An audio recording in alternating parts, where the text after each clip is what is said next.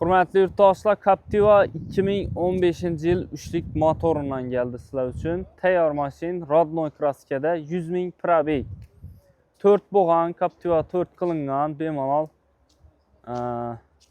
Həzətib mənəsində texniki işi yok içerisinde 4 boş balon koyulgan. İşlərin hümçiske boğan, akuratlı maşin. İçerisinde kırçıkı, defekti, başka nəsəsi yok. Lükləri var.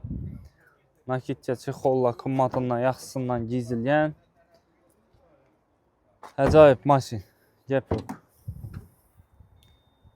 İçlər ana.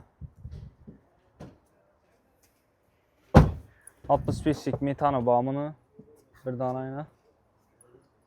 Keyin bezinden metandan zor yürüdü. 3'lük motor. 2015 yıl tek pasport kuzup 15 yıl. Özləriniz üçün bir xatar test çirtirib görüb ala arasında. Az 1 metr tuturum.